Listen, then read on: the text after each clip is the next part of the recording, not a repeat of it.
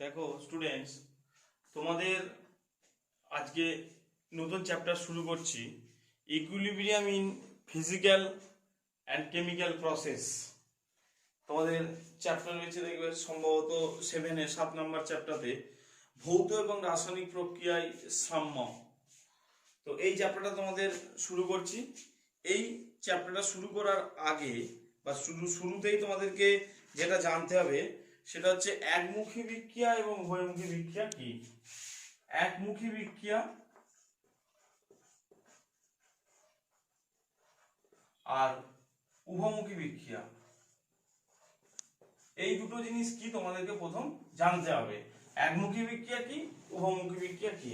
তোমরা অলরেডি এটা অনেকবার পড়েছো এবং জানো যে কতগুলি রাসায়নিক বিক্রিয়া আছে যাদের ক্ষেত্রে বিকারক পদার্থ সম্পূর্ণভাবে বিক্রিয়া করে, কতগুলি বিক্রিয়া রয়েছে যেখানে বিকারক পদার্থগুলি নিজেদের মধ্যে রাসায়নিক বিক্রিয়া করে সম্পূর্ণরূপে বিক্রিয়াজাত পদার্থ উৎপন্ন করে এবং কখনোই বিক্রিয়াজাত পদার্থ থেকে কিন্তু বিক্রিয়ক বা বিকারক জাতীয় যে বিকারক যারা, সে অবস্থায় কিন্তু কখনোই ফিরে আসে না।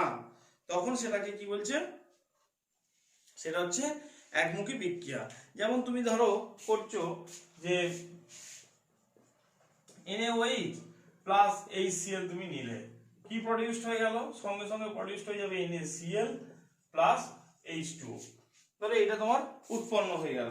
তাহলে এখানে দেখো বিকারক কোনগুলো না, NaOH HCl এগুলো হচ্ছে বিকারক, আর বিক্রিয়াজাত পদার্থটা কি NaCl H2O। তাহলে এই বিকারক থেকে বিক্রিয়াজাত পদার্থ উৎপন্ন হয়েছে, কখনোই কিন্তু এই বিক্রিয়াজাত পদার্থ থেকে বিকারক বা বিক্রিয়াকারী পদার্থে পরিণত হবে না। তখন এই রাসায়নিক বিক্রিয়ার নাম হচ্ছে একমুখী বিক্রিয়া। ঠিক আছে, এবার হচ্ছে উভয়মুখী বিক্রিয়া। উভয়মুখী বিক্রিয়াটা কি না, যখন বিক্রিয়ক বা বিকারকজাত পদার্থ থেকে বিক্রিয়াজাত পদার্থ উৎপন্ন হয় এবং পুনরায় পরবর্তী পর্যায়ে আবার বিক্রিয়াজাত পদার্থ থেকে আগের অবস্থায় ফিরে আসা যায়, বিক্রিয়ক বা বিকারক বা বিক্রিয়াকারী পদার্থে পরিণত হওয়া যায়, ফিরে পাওয়া যায়, তখন সেই রাসায়নিক বিক্রিয়ার নাম হচ্ছে উভয়মুখী বিক্রিয়া। যেমন ধরো N2 প্লাস 3H2 দিয়ে উভয়মুখী বিক্রিয়া কি হলো 2NH3। দেখো তাহলে এখানে কি হচ্ছে, N2 থেকে 3H2, এই যে উভয়মুখী বিক্রিয়ার চিহ্নটা ঠিক এরকম দুটো থাকবে, দুদিকে কিন্তু এরকমটা নয়। একবার ভালো করে খেয়াল করে দেখো, আমি কিন্তু এরকম দিইনি যে এদিকেও একটা অ্যারো এদিকেও একটা অ্যারো, এরকম দিইনি। এর উপরের সাইড, উপরের দিকটা হচ্ছে উপরের সাইড আর নিচের দিকটা হবে এরকম, সাইনটা হচ্ছে এরকম। তাহলে উভয়মুখী বিক্রিয়া কি, একবার সংজ্ঞাটা বলছি, শুনে নাও, বইয়ের ভাষাটা শুনে নাও। যে রাসায়নিক বিক্রিয়ায় বিকারক পদার্থ আংশিক বিক্রিয়া করে বিক্রিয়াজাত পদার্থে পরিণত হওয়ার পাশাপাশি একই বাহ্যিক শর্তে, মানে চাপ, তাপমাত্রা, গাঢ়ত্ব, অনুঘটক ইত্যাদি সেম ছিল, ওই উৎপন্ন বিক্রিয়াজাত পদার্থ বিক্রিয়া করে আংশিক বিকারক পদার্থে পরিণত হয় এবং বিক্রিয়াকালীন অবস্থায় বিকারক ও বিক্রিয়াজাত পদার্থগুলির মধ্যে একটি সাম্যাবস্থার সৃষ্টি হয়, তখন সেই বিক্রিয়াটার নাম হয়ে গেল উভয়মুখী বিক্রিয়া।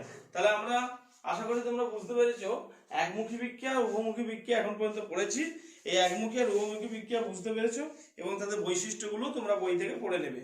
এরপর আমরা যেটা পড়বো সেটা হচ্ছে রাসায়নিক সাম্যাবস্থা। এরপর আমরা যেটা পড়বো সেটা হচ্ছে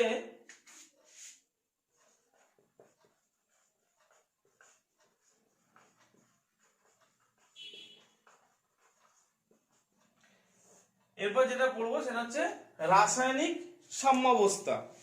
তাহলে দেখো উভয়মুখী বিক্রিয়াটা আমরা ফার্স্ট ধরে নিচ্ছি। উভয়মুখী বিক্রিয়ার ক্ষেত্রে কি দেখলাম না, বিকারক পদার্থগুলি বিক্রিয়াজাত পদার্থে পরিণত হচ্ছে এবং একই বাহ্যিক শর্তে ওই বিক্রিয়াজাত পদার্থগুলি কিন্তু আবার বিকারক পদার্থ ফিরে যাচ্ছে। তাহলে এইটা যদি প্রথম মনে করো, এই N2 একটা উভয়মুখী বিক্রিয়া ধরে নিচ্ছি, N2 প্লাস 3H2 দিয়ে কি হচ্ছে 2NH3। আচ্ছা, যদি N2 প্লাস 3H2 থেকে 2NH3 এইটা ধরা হয়, মানে এদিক থেকে এটা যাচ্ছে, মানে উপরেরটা, তার নাম যদি সম্মুখ বিক্রিয়া হয়, আর এটার থেকে এটা, তখন এই বিক্রিয়াটার নাম হয়ে যাবে পশ্চাৎ বিক্রিয়া। তাহলে দুটো বিক্রিয়া ঘটছে, একটা হচ্ছে সম্মুখ বিক্রিয়া ঘটছে, আবার একটা হচ্ছে পশ্চাৎ বিক্রিয়া ঘটছে। কোন নির্দিষ্ট উষ্ণতায় কোন উভমুখী বিক্রিয়ার যে অবস্থায় এই দুটি বিপরীত বিক্রিয়ার গতিবেগ সমান হয়, অর্থাৎ দুটি বিপরীত বিক্রিয়া একই সময় ও একই হারে ঘটতে থাকে, যখন এই সম্মুখ বিক্রিয়া এবং পশ্চাৎ বিক্রিয়ার হারটা সমান হবে। একটা উভমুখী বিক্রিয়া মানে সেখানে দুটো বিক্রিয়া আছে, একটা সম্মুখ বিক্রিয়া হবে মানে বিকারক থেকে বিক্রিয়াজাত পদার্থ, আবার আরেকটা পশ্চাৎ বিক্রিয়া হবে যেখানে বিক্রিয়াজাত পদার্থ থেকে কিন্তু আবার আংশিক হলো বিকারক পদার্থে ফেরা যায়। এই দুটো বিক্রিয়ার গতিবেগ যখন সমান হয়ে যাবে সেটার নাম হয়ে যায়, তখন বলা হবে যে এটা রাসায়নিক সাম্যাবস্থায়, সেই অবস্থাটাকে বলা হচ্ছে রাসায়নিক সাম্যাবস্থা। এবারে দেখো এই রাসায়নিক সাম্যের প্রকারভেদ। এখানে তোমাদের বইয়েতে রাসায়নিক সাম্যের বৈশিষ্ট্য রয়েছে, মেইন জিনিসটা আমি তোমাদেরকে বুঝিয়ে দিলাম, বাকি পয়েন্টগুলো তোমরা একটু পড়ে নেবে, আমাদের সিলেবাসটা একটু স্পিডে আগাতে হবে। আচ্ছা, এবার আমরা যেটা পড়বো সেটা হচ্ছে এই যে রাসায়নিক সাম্য, এই রাসায়নিক সাম্যের অ্যাকচুয়ালি প্রকারভেদ। এই রাসায়নিক সাম্যের প্রকারভেদ আমরা যেটা পড়তে চলেছি,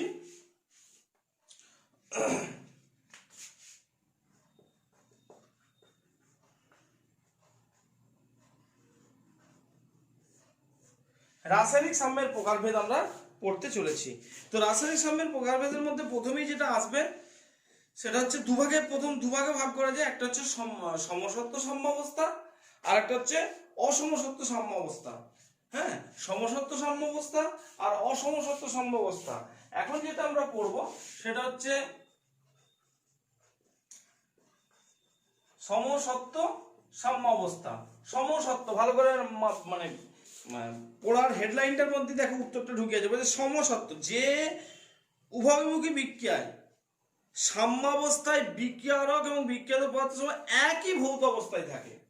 মানে ধরো বিকারক পদার্থ তুমি গ্যাসীয় নিয়েছো, বিক্রিয়াত পদার্থটাও গ্যাসীয় হতে হবে। ওই যেটা আমরা এক্সাম্পল দিচ্ছিলাম N2 + 3H2, যে বিক্রিয়াটা আমরা দিচ্ছিলাম যে N2 + 3H2 থেকে 2NH3, এটা তো একটা সাম্যাবস্থা, এটা তো একটা উভয়মুখী বিক্রিয়া।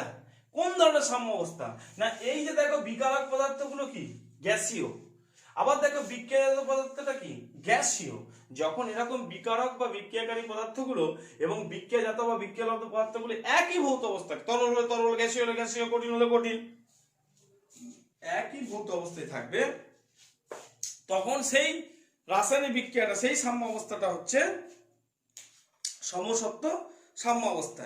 ঠিক একইভাবে যদি বিপরীতটা হয়, যে উভমুখী রাসায়নিক বিক্রিয়ায় সাম্যাবস্থার বিকারক এবং বিক্রিয়াজাত পদার্থ সমূহ বিভিন্ন ভৌত অবস্থায় থাকে, বিভিন্ন ভৌত অবস্থায়। যেমন দেখো তুমি ক্যালসিয়াম কার্বনেটকে উত্তপ্ত করছো, ক্যালসিয়াম কার্বনেট সলিড থেকে তুমি উত্তপ্ত করছো, পাওয়া যায় calcium oxide solid plus carbon dioxide gas. গোলমালটা কোথায় গেছে দেখো, সলিড কঠিন পদার্থ নিয়েছিলাম, কঠিন পদার্থ উৎপন্ন হয়েছে, তার সাথে আরেকটা যেটা উৎপন্ন হয়ে গেছে সে কিন্তু হয়ে গেছে গ্যাসীয় পদার্থ। তাহলে এই রাসায়নিক বিক্রিয়াটাই হয়ে গেল কি, বিকারক পদার্থগুলো যেমন হচ্ছে কঠিন, বিকারক পদার্থটা কঠিন, কিন্তু বিক্রিয়া লব্ধ পদার্থ বা বিক্রিয়াজাত পদার্থটা কিন্তু হয়ে গেছে কঠিন এবং গ্যাসের একটা মিক্সচার। সেই জন্য এই রাসায়নিক সাম্যাবস্থার নাম হচ্ছে অসমসত্ব সাম্যাবস্থা।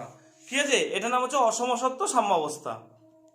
এরপর যেটা আমরা পড়ব সেটা হচ্ছে সক্রিয় ভর।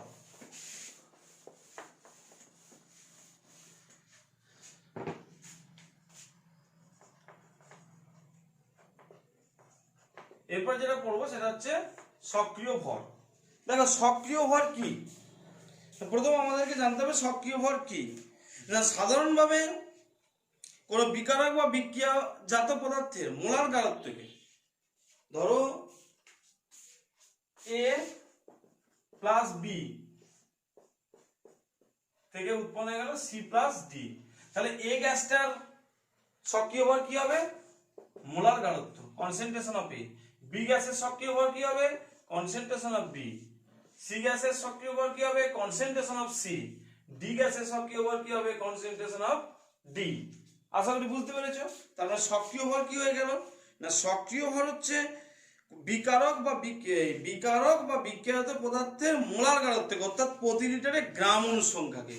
মোলার গারত্ব মানে তো গ্রাম, প্রতি লিটারে গ্রাম অনুসংখ্যা, তাই তো। তাহলে মোলার গারত্ব কি বলা হচ্ছে কি না, সক্রিয় ভর। তাহলে বুঝতে পেরেছো। তাহলে সক্রিয় ভরকে আমরা এইভাবে লিখি। এরপর সক্রিয় ভর সংক্রান্ত একটা দুটো কোশ্চেন থাকে, ওগুলো আমরা পরে আলোচনা করব। এরপর আমাদের যেটা আলোচনার বিষয়বস্তু সেটা হচ্ছে ভরক্রিয়ার সূত্র। এরপর আমরা যেটা পড়ব সেটা হচ্ছে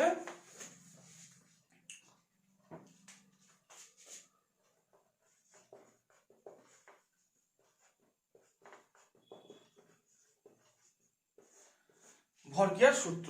সাপোজ একটা তুমি উভয়মুখী বিক্রিয়া নিয়ে নাও, a প্লাস বি, একটা আমি জেনারেল উভয়মুখী বিক্রিয়া নিয়ে নিলাম c প্লাস ডি।